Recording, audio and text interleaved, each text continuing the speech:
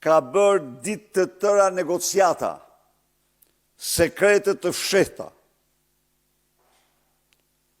për lëkurën e tij dhe të bashkëshortës tij.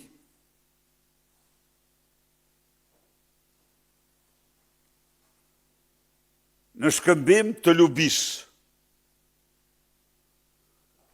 Po në qoftë se një marrëveshje e tillë arrihet, ky do ishte kapitullimi përfullimtar i drejtësisë.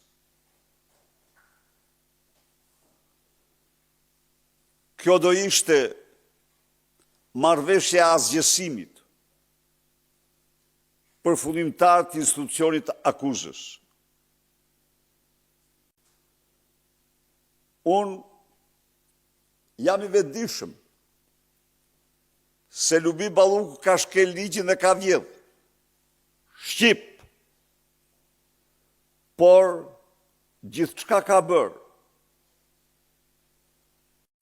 E ka bërë me urdhër të Edi Ramës dhe si aksionere me Edi Ramën. Si aksionere në minorancë me Edi Ramën. Ti kujtohet tash minorene? Ja. Shko me atë e pështenit, i vazhdimisht, aty këtë drejt. Se absolutisht, ajo e Gysa Gasit është një lloj e pështenit shqiptar. Pra, gjithçka është bërë për lëkurën e tij, për familjen e tij. Sot, në parlament zhvillohet seanca e shtyr 3 muaj. Në shtytje me cilën Lubis ju dha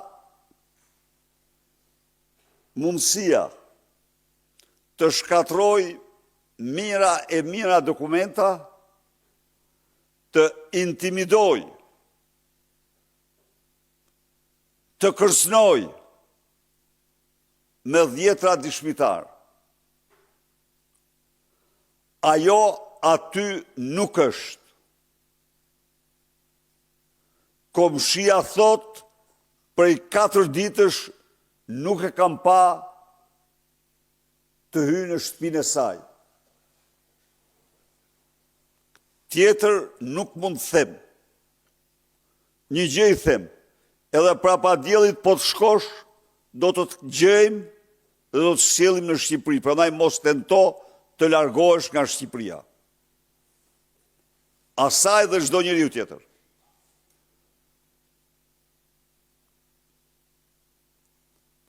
Ndërkohë e dini, e shtuna është dita e kryengritjes paqësore, qytetarët me zjepresin për të shprehë zemrimin, revoltën e tyre, urrejtën e tyre ndaj hajdutëve dhe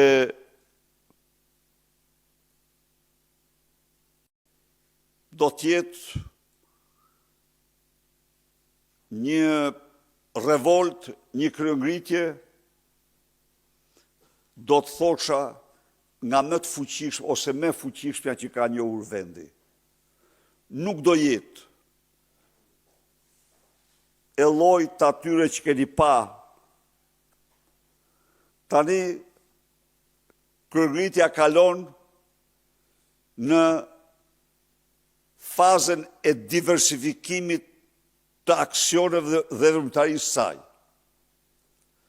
Për të gjitha do informohej në përputhje me vendimet që do merren. Por e shtuna është dita e triumfit të opozitës, e triumfit shqiptarëve mbi hajdutët.